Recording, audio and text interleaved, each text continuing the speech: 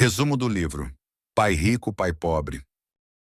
Quando tinha 9 anos, Robert e seu amigo de infância Mike não foram convidados para a casa de praia de um colega de classe porque eram pobres. Robert voltou para casa e perguntou a seu pai o que deveria fazer para ficar rico, e a única resposta que obteve foi: "Você tem que aprender a ganhar mais dinheiro." Mesmo sendo pequeno, Robert entendeu que esse conselho não o ajudaria a ficar rico. O pai de Robert, a quem Robert chama de pai pobre, era professor e ganhava bem, mas sempre teve dificuldades financeiras. Vendo como Robert e seu amigo Mike estavam determinados a aprender mais sobre como ganhar dinheiro, o pai de Robert, o pai pobre, os aconselhou a ir falar com o pai de Mike, a quem Robert chama de pai rico. Tanto Robert quanto Mike ficaram surpresos com esse conselho, porque pai rico ainda não era rico naquela época. Além disso, ele nunca terminou a 8ª série, mas esteve no comando de vários negócios de sucesso. Mesmo assim, Robert e Mike foram encontrar o pai de Mike. No dia do encontro, ele perguntou aos meninos se estavam prontos para aprender a ganhar dinheiro. Eles ficaram entusiasmados e acenaram com a cabeça que sim. Ele então fez uma oferta. Ele disse que iria ensiná-los a ganhar dinheiro, mas não como uma sala de aula. Ele só os ensinaria se trabalhassem para ele. Segundo ele estaria perdendo tempo se eles quisessem apenas se sentar e ouvir, como faziam na escola. Eles poderiam aprender mais rápido trabalhando com ele. Robert quis fazer uma pergunta, mas não teve chance. O pai de Mike disse que se eles não tomassem uma decisão logo, nunca aprenderiam a ganhar dinheiro. As oportunidades vêm e vão, e saber quando tomar decisões rápidas é uma habilidade importante. Eles sabiam que tinham que decidir. Robert e Mike se entreolharam e ambos concordaram em aceitar a oferta. O pai de Mike ficou satisfeito e disse que pagaria a eles 10 centavos por hora, e eles trabalhariam 3 horas todos os sábados. Embora Robert tivesse um jogo de softball naquele dia, ele escolheu trabalhar e aprender em vez de ir ao jogo. Ele sabia que essa era a sua oportunidade, não quis desperdiçá-la. Então, Robert e Mike começaram a trabalhar para a senhora Martin, que era funcionária do pai de Mike e cuidava de um pequeno supermercado. Era o tipo de mercado onde as pessoas compram produtos essenciais, como leite, pão, manteiga e cigarros. O único problema era que as lojas não tinham ar-condicionado, então eles tinham que manter as portas abertas para a rua e para o estacionamento, o que significava que a poeira entrava na loja toda vez que um carro passava. O trabalho deles era tirar os produtos enlatados das prateleiras, espaná-los para tirar a poeira e depois empilhá-los de volta cuidadosamente. Era um trabalho chato demais. Eles trabalhavam por 3 horas todos os sábados e recebiam 30 centavos, o que não era muito empolgante, já que um gibi custava 10 centavos naquela época. Só toparam porque queriam aprender a ganhar dinheiro. Mas depois de 3 semanas assim, Robert estava pronto para desistir. Ele se sentia como se fosse um escravo, trabalhando por apenas 10 centavos a hora e não tinha mais visto o pai de Mike desde a primeira reunião. Então, na hora do almoço, na 4ª semana, ele disse a Mike que ia pedir demissão. A escola já era chata o suficiente e ele não queria mais desperdiçar seus sábados fazendo aquele trabalho. Estava decidido. Para sua surpresa, Mike sorriu e disse que seu pai já esperava que isso acontecesse. Ele havia dito a Mike para se encontrar com ele quando Robert estivesse pronto para desistir. Isso deixou Robert confuso, mas Mark disse que seu pai ensinava as coisas de uma maneira diferente dos pais de Robert. Ele não gostava de dar aulas e palestras e usava a experiência como forma de ensinar. Robert concordou em se encontrar com o pai de Mike no sábado seguinte para ouvir o que ele tinha a dizer. Até o verdadeiro pai de Robert estava com raiva do pai de Mike. O pai pobre o aconselhou a exigir um aumento de pelo menos 25 centavos por hora e, se não conseguisse, pedir demissão. Quando Robert chegou à casa de Mike, ele ainda teve que esperar por 45 minutos antes que o pai rico finalmente aparecesse. Frustrado e zangado, Robert disse ao pai de Mike que ele não havia cumprido sua parte no trato. Ele havia prometido ensiná-lo se trabalhasse para ele, mas não cumpriu sua promessa. Robert o acusou de ser ganancioso e de não respeitar seus funcionários. O pai de Mike então perguntou a Robert se ensinar significava falar ou dar uma palestra, e Robert fez que sim com a cabeça. O pai rico disse a ele que a vida é a melhor professora de todas e que, na maioria das vezes, a vida não fala ou dá palestras. Ele explicou que a vida muitas vezes nos empurra para um lado e para o outro para nos ensinar algo. Algumas pessoas deixam a vida empurrá-las, enquanto outras lutam contra as coisas erradas, seja seu trabalho, chefe ou cônjuge. Mas poucas pessoas aceitam o empurrão da vida como uma oportunidade de aprender e crescer. Pai Rico disse que tinha mais de 150 funcionários, mas nenhum deles jamais pediu que ele os ensinasse sobre dinheiro. Eles só buscavam empregos e contra-cheques, nunca entendendo realmente o propósito de seu trabalho. No entanto, quando Mike lhe disse que os dois queriam aprender a ganhar dinheiro, Pai Rico decidiu criar um programa que refletisse as experiências da vida real. Ele pagou a eles apenas 10 centavos por hora, o que inicialmente os deixou com raiva, mas ele explicou que queria que eles experimentassem o empurrando a vida para que pudessem entender o que ele estava tentando ensinar. Quando Pai Rico perguntou a Robert o que ele havia aprendido trabalhando por um salário tão baixo, ele reclamou de sua ganância e falta de respeito por seus trabalhadores. Ele até ameaçou pedir demissão se seu pai rico não lhe pagasse mais ou lhe ensinasse mais. Pai Rico explicou que a maioria das pessoas faria exatamente o que ele sugeria, pediria demissão e procuraria um emprego com melhor remuneração. No entanto, isso geralmente não resolveria seus problemas. Ele queria que Robert entendesse que esperar por um aumento, pensando que mais dinheiro resolveria seus problemas, não era a solução. A solução é fazer o dinheiro trabalhar para você. Robert estava lentamente começando a entender a lição que Pai Rico estava tentando ensinar. Pai Rico perguntou se Robert ainda tinha paixão por aprender. Quando Robert disse que sim, ele disse que iria parar de pagá-lo pelo trabalho na loja. Robert ficou confuso. Veio pedir um aumento, mas agora ia trabalhar de graça. Pai Rico disse que se ele quisesse ganhar mais dinheiro, precisaria usar a cabeça e descobrir. Robert e Mike trabalharam de graça por 3 semanas. Um dia, o pai de Mike apareceu e levou os meninos para fora para tomar um sorvete. Pai Rico perguntou se eles já tinham aprendido alguma coisa. Eles responderam que não. O Pai Rico disse-lhes que era melhor se apressarem e começarem a pensar na lição que os aguardava. Para explicar a lição, ele pediu aos meninos que olhassem para a Sra. Martin e para as pessoas no parque e pensassem se a vida que estão vivendo lhes parece emocionante. Eles trabalharam duro por pouco dinheiro durante toda a vida, agarrados à ilusão de segurança no emprego e ansiosos por 3 semanas de férias a cada ano e talvez uma aposentadoria após os 45 anos de serviço. Pai Rico disse a eles que se esse tipo de vida os entusiasmava, ele estava disposto a oferecer-lhes um aumento de 25 centavos por hora. Seus batimentos cardíacos aceleraram e eles sabiam que o valor era muito para eles, mas ainda assim eles disseram que não. Vendo a resistência deles, Pai Rico aumentou sua oferta para $1 por hora. Depois, para $2. Cada vez que ele aumentava sua oferta, o coração de Robert começava a explodir e seu cérebro o pressionava a aceitar a oferta. Ele sabia que $2 por hora faria dele o garoto mais rico do mundo. Ele não conseguia imaginar ganhar tanto dinheiro. Ele quis dizer sim. Ele já podia imaginar uma bicicleta nova, uma nova luva de beisebol e a adoração de seus amigos quando ele exibisse o dinheiro. Mas, de alguma forma, sua boca permaneceu fechada. Pai Rico estava olhando para os 2 garotos que o encaravam de volta, olhos arregalados e cérebros vazios. Ele os estava testando e sabia que havia uma parte de suas emoções que queria aceitar o acordo. Ele sabia que cada pessoa tem uma parte fraca e carente de sua alma que pode ser comprada, e ele sabia que cada indivíduo também tinha uma parte de sua alma que era resiliente e nunca poderia ser comprada. Era apenas uma questão de qual das partes era mais forte. Então, ele fez uma oferta final de $5 por hora. De repente, as expressões dos meninos mudaram e seus olhares vazios se transformaram em calma. Era como se a tentação desaparecesse naquele momento. Eles sentiram que a parte de sua alma, que era fraca e carente, foi silenciada. E quem assumiu o controle foi a parte que não tinha preço. O Pai Rico disse que era bom que não tivessem preço. A maioria das pessoas tem preço, porque suas vidas eram controladas pelo medo e pela ganância.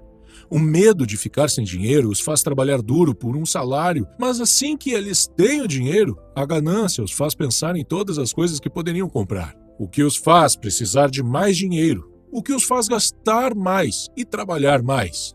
É o que o Pai Rico chamava de corrida de rato.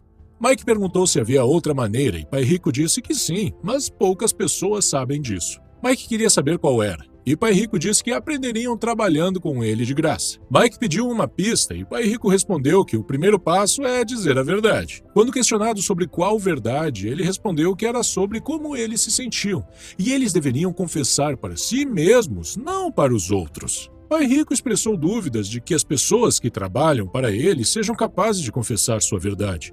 Em vez disso, eles sentem medo de não ter dinheiro e respondem emocionalmente, em vez de logicamente. Eles não confrontam seus medos e suas emoções acabam por controlar seus cérebros. Eles trabalham para ganhar dinheiro, esperando que isso alivie seu medo. Mas isso nunca acontece.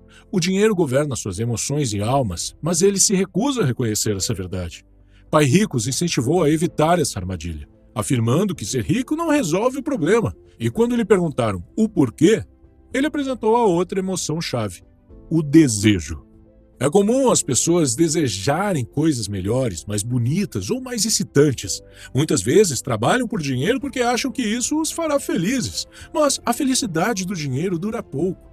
Muitas pessoas ricas são realmente movidas pelo medo, pensando que o dinheiro os fará se sentirem seguras. No entanto, acabam com medo de perder tudo, o que os deixa ainda mais ansiosas do que quando eram pobres. As emoções muitas vezes controlam nossos pensamentos e o medo pode nos levar a tomar decisões que não resolvem o problema real. Por exemplo, quando alguém tem medo de não ter dinheiro suficiente, pode pensar que conseguir um emprego é a única solução.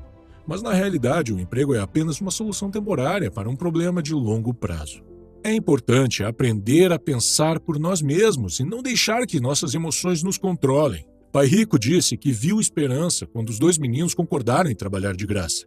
E também deram o primeiro passo quando resistiram às emoções e à tentação de ganhar um salário maior por hora. Eles estavam aprendendo a pensar, apesar de estarem emocionalmente carregados. Ele disse a eles para continuarem trabalhando e quanto mais cedo se esquecessem de precisar de um contra-cheque, mais fácil seria sua vida adulta. Ele os encorajou a continuar usando seu cérebro trabalhando de graça, e logo somente lhes mostrariam maneiras de ganhar dinheiro muito além do que jamais poderia pagar. Eles seriam capazes de ver coisas que os outros não veriam. No momento em que vissem uma oportunidade, eles a veriam pelo resto de suas vidas. Os meninos seguiram o conselho de Pai Rico e logo viram uma oportunidade de criar uma biblioteca onde as crianças pudessem pagar uma taxa de admissão e ler quantos gibis quisessem. Eles contrataram a irmã mais nova de Mike para ser bibliotecária-chefe.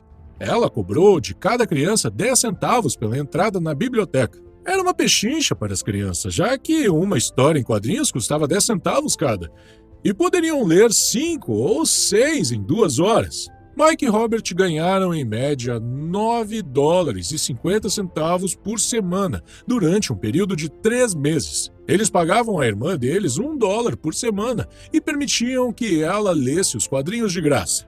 Eles tiveram que fechar a biblioteca depois de 3 meses por causa de uma briga que aconteceu lá, mas já haviam aprendido como fazer o dinheiro trabalhar para eles, mesmo quando não estavam fisicamente presentes. Eles aprenderam a primeira lição: ricos não trabalham por dinheiro. Eles estavam prontos para aprender mais, e o pai de Mike estava pronto para ensiná-los. Lição 2. Por que ensinar literacia financeira? Quando as pessoas perguntam a Robert por onde começar a enriquecer, ele dá a mesma resposta que seu pai rico lhe deu. Se você quer ser rico, precisa ser alfabetizado financeiramente. Por exemplo, contabilidade é uma matéria chata e confusa, mas absolutamente crucial para o sucesso financeiro. Para facilitar, Pai Rico usou figuras e uma linguagem simples para ensiná-la aos 2 meninos. Uma das primeiras coisas que Pai Rico explicou a Robert e Mike foi a diferença entre um ativo e um passivo. Ele disse que se você quer ser rico, a única coisa que precisa fazer é comprar ativos. Isso é tudo o que você precisa saber para ficar rico. Mas, apesar de ser tão simples, é algo que muita gente não entende. Quando o Pai Rico explicou pela primeira vez a Robert e Mike, eles pensaram que estava brincando porque o conceito era muito simples.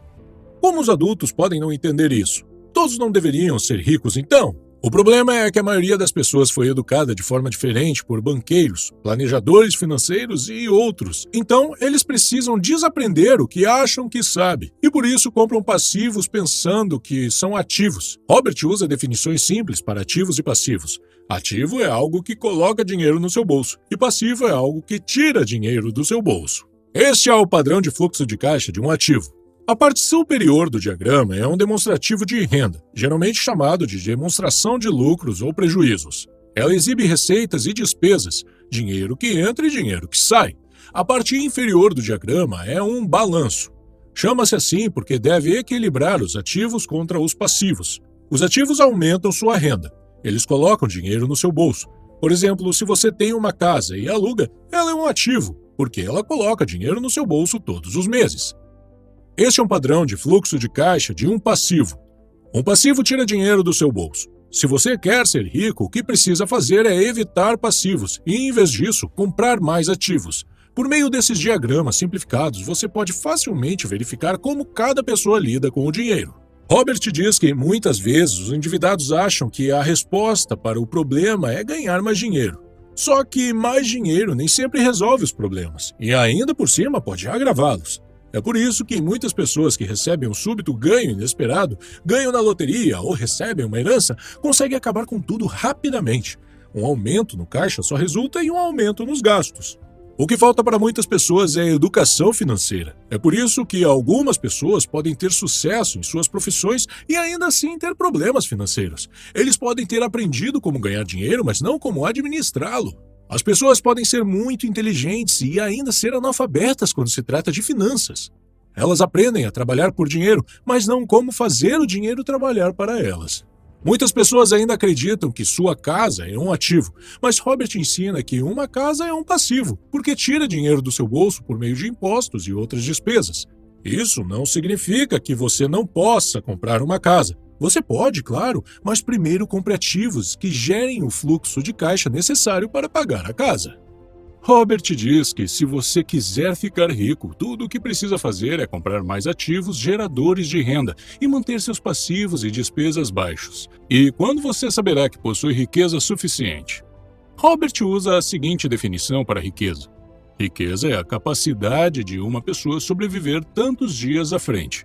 Ou seja, se eu parasse de trabalhar hoje, quanto tempo poderia sobreviver? Outra forma de dizer, riqueza é a medida do fluxo de caixa da coluna de receita em comparação com a coluna de despesas. Quando seus ativos geram receita suficiente para cobrir suas despesas, você é rico, mesmo que ainda não seja.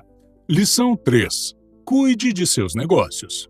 Um amigo de Robert foi a uma palestra de Ray Kroc, o fundador do McDonald's, na Universidade do Texas em 1974. Depois da palestra, Ray concordou em se juntar aos alunos em seu ponto de encontro favorito para tomar uma cerveja. Ele perguntou aos alunos em que negócios eles achavam que ele trabalhava. A princípio, eles riram e depois responderam que ele vendia hambúrgueres, é claro. Mas Ray disse a eles que não estava no negócio de hambúrgueres, mas no ramo imobiliário. Ele sabia que o terreno e a localização de cada franquia eram os fatores mais importantes para seu sucesso.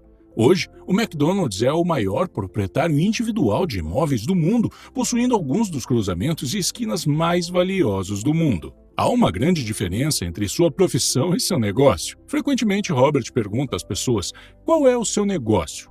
E eles dizem, eu sou um banqueiro. Então ele pergunta se eles são donos de bancos. E eles geralmente respondem, não, eu trabalho lá. Nesse caso, eles confundiram sua profissão com seus negócios. Sua profissão pode ser banqueiro, mas eles ainda não têm seu próprio negócio. Há muitas pessoas que trabalham para os outros, trabalham para seus empregadores, para seu governo, quando pagam impostos, e para seu banco, quando pagam hipotecas e financiamentos. O que Ray Kroc e o pai rico sabiam era o segredo número 3 dos ricos. Cuide de seus negócios. Não passe a vida inteira trabalhando para outras pessoas. Muitas pessoas passam a vida cuidando dos negócios de outras pessoas e tornando-as ricas. Cuidar do seu negócio não significa necessariamente abrir uma empresa, embora para algumas pessoas seja o caso. Em vez disso, seu negócio gira em torno de sua coluna de ativos, não de sua coluna de receita. Mantenha seu emprego diurno, mas comece a comprar ativos reais, não passivos que perdem valor assim que você finaliza a compra. Mantenha as despesas baixas, reduza os passivos e construa diligentemente uma base sólida de ativos. Os pais precisam ensinar isso aos jovens antes de saírem de casa, para que entendam o que é um verdadeiro bem e não se vejam presos a um estilo de vida repleto de dívidas. Robert diz que os ativos de verdade se enquadram nas seguintes categorias. 1. Negócios que não requerem sua presença.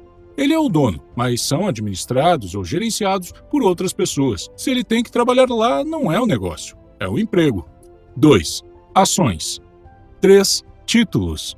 4. Imóveis geradores de renda. 6. Royalties de propriedade intelectual, como música e patentes. 7. Qualquer outra coisa que tenha valor, produza renda ou valorize e tenha mercado. Adquira ativos que você ama. Robert adora imóveis e, portanto, passa muito tempo pensando e comprando imóveis. Se você não gosta de imóveis, não invista neles. Mesmo enquanto trabalhava na Xerox, Robert cuidava de seus próprios negócios. Ele manteve seu emprego diário e lentamente construiu uma coluna de ativos. Quanto mais ele entendia de contabilidade e gestão de caixa, melhor ele analisava os investimentos e, eventualmente, criou sua própria empresa. Ele não recomenda que as pessoas abram uma empresa a menos que realmente tenham o desejo de fazê-lo. Caso contrário, ele os aconselha a manter seu trabalho diário e cuidar de seus negócios, construir e manter sua coluna de ativos forte. À medida que o fluxo de caixa cresce, você pode se entregar a luxos, mas apenas se o fluxo de caixa permitir. Construa a coluna de ativos e deixe que a renda gerada por esses ativos pague pelos luxos. Quando os ativos geram renda suficiente para cobrir luxos, é quando você pode comprá-los. Lição 4. A história dos impostos e o poder das empresas. Muitas pessoas veem Robin Hood como um herói, tirando dos ricos e dando aos pobres. Pai Rico não compartilhava dessa opinião. Ele dizia que Robin Hood era um vigarista. Embora o sentimento popular seja de que os ricos deveriam pagar mais impostos e dar aos pobres, na realidade é a classe média que é pesadamente tributada, e especialmente a classe média alta que teve acesso à educação formal. Para entender como isso acontece, Robert faz um breve histórico dos impostos. Na Inglaterra e nos Estados Unidos, originalmente não havia impostos, apenas taxas temporárias ocasionais para pagar coisas como guerras. Em 1874, a Inglaterra tornou o imposto de renda uma taxa permanente para seus cidadãos. E em 1913 foram os Estados Unidos que tornaram permanente o imposto de renda. Esses países conseguiram que os impostos fossem aceitos pela maioria porque inicialmente eram cobrados apenas dos ricos. No entanto, embora o imposto de renda tenha sido criado para punir os ricos, acabou punindo aqueles que votaram na existência do imposto, ou seja, os pobres e a classe média. Pai Rico explicou que ele e Pai Pobre eram opostos. O pai pobre, como funcionário do governo, era recompensado se gastasse dinheiro e contratasse pessoas, tornando sua organização maior. Mas o pai rico, quanto menos pessoas ele contratava e quanto menos dinheiro gastava, mais respeitado era por seus investidores. O pai pobre acreditava sinceramente que o governo deveria ajudar as pessoas. Para Robert, foi um desafio trabalhar para um dos maiores capitalistas da cidade e voltar para a casa de um importante líder do governo. Não era fácil saber em qual pai acreditar. Mas com o tempo, enquanto Robert estudava a história dos impostos, ele viu uma perspectiva interessante. À medida que o apetite do governo por dinheiro crescia, os impostos logo precisariam ser cobrados da classe média e, a partir daí, eles continuariam indo para as classes cada vez mais baixas. Mas os ricos viram uma oportunidade porque eles não jogam com as mesmas regras. Corporações que se tornaram populares na época dos navios à vela ofereciam uma maneira de contornar os impostos. Compreender a estrutura corporativa legal deu aos ricos uma grande vantagem e permitiu-lhes ser mais espertos que os intelectuais. Uma corporação é simplesmente um documento legal que cria uma entidade legal. Não é realmente uma coisa, não é uma fábrica ou um grupo de pessoas, mas oferece uma taxa de imposto de renda mais baixa do que os indivíduos têm. É por isso que a maioria das pessoas ricas do planeta não paga impostos ou paga uma porcentagem muito pequena de sua renda como impostos. Tentativas de punir os ricos raramente funcionam porque os ricos encontram maneiras de minimizar sua carga tributária. Lição 5. Os ricos inventam o dinheiro. Nossa mente é o ativo mais importante. Se você a treinar do jeito certo, milhões podem ser feitos a partir de uma simples ideia ou de um acordo. Se você aumentar sua inteligência financeira, começará a ver coisas que os outros não veem. Em outras palavras, você começará a inventar dinheiro. Por exemplo, no início dos anos 90, a economia do Arizona, nos Estados Unidos, era terrível. Enquanto a maioria das pessoas estava assustada e alerta por causa da crise econômica, Robert e sua esposa Kim ganharam muito dinheiro. Robert dá um exemplo de compra de uma casa no valor de $75 mil por $20 mil. Eles tiveram que dar $2 mil como entrada, mas não tinham. Então, pediram ao amigo que emprestasse $2 mil por uma taxa de $200. O amigo concordou e, enquanto a compra estava sendo processada, Robert veiculou um anúncio anunciando a mesma casa de $75 mil por apenas $60 mil. E não exigiu nenhum pagamento inicial dos compradores. Assim que a casa passou a ser legalmente sua, ele a vendeu em minutos. E os 40 mil foram criados quase que do nada. Tempo total de trabalho, 5 horas. O que este exemplo simplificado ilustra é como as ideias podem gerar centenas de milhares de dólares se você melhorar sua inteligência financeira e ver o que os outros deixam passar. Robert diz: os mercados sobem e caem, os investimentos vêm e vão. O mundo está sempre oferecendo a você oportunidades únicas. Você simplesmente precisa ser capaz de vê-los. Quanto mais você desenvolver sua inteligência financeira, o que leva tempo, mais oportunidades lhe serão oferecidas. Há muitas mudanças pela frente no nosso mundo, e desenvolver seu QI financeiro permite que você veja esse futuro de mudanças através das lentes da animação, não do medo. Você verá as oportunidades e agirá sobre elas, ao contrário daqueles que permitem que seu medo os mantenham afastados, observando os outros avançarem com ousadia. Por exemplo, terra era riqueza há 300 anos. Mais tarde, a riqueza estava nas fábricas e na produção. Hoje a riqueza está na informação. Mas a informação voa pelo mundo na velocidade da luz, e esse processo será mais rápido e dramático com o passar do tempo. Lição 6. Trabalhe para aprender, não por dinheiro. Robert foi entrevistado há alguns anos em Singapura por uma jornalista, que ao longo da conversa revelou que queria se tornar uma autora de best-seller como ele, mas seus romances, que todos diziam excelentes, nunca venderam bem. Robert sugeriu que ela fizesse um curso de treinamento em vendas, e isso ofendeu a repórter, que disse ter mestrado em literatura inglesa e não via como aprender a vender poderia ajudá-la. Na verdade, ela odiava vendedores. Quando Robert apontou que ele é um autor da lista dos mais vendidos, não um autor da lista dos mais bem escritos, ela respondeu que nunca desceria tão baixo e aprenderia a vender, e saiu da entrevista. Existem pessoas talentosas ao nosso redor que lutam financeiramente, assim como aquela repórter. Nas palavras de um consultor de negócios, eles estão a uma habilidade de distância da grandeza. Quando se trata de dinheiro, a única habilidade que a maioria das pessoas conhece é trabalhar muito. Se aquela repórter fizesse alguns cursos de venda, depois conseguisse um emprego em uma agência de publicidade, ela aprenderia muito sobre vendas e poderia usar esse conhecimento para vender mais romances. Quando Robert lançou seu primeiro livro, Empreendedorismo Não Se Aprende na Escola, um editor sugeriu que ele mudasse o título para A Economia da Educação. Mas Robert sabia que esse título não venderia bem. Mesmo sendo pró-educação, ele escolheu um título polêmico porque sabia que isso levaria a mais programas de TV e rádio. E funcionou. Pai Rico incentivou Robert a aprender um pouco sobre muito. É por isso que Robert e seu amigo Mike trabalharam em tantos empregos enquanto cresciam para ganhar uma variedade de experiências.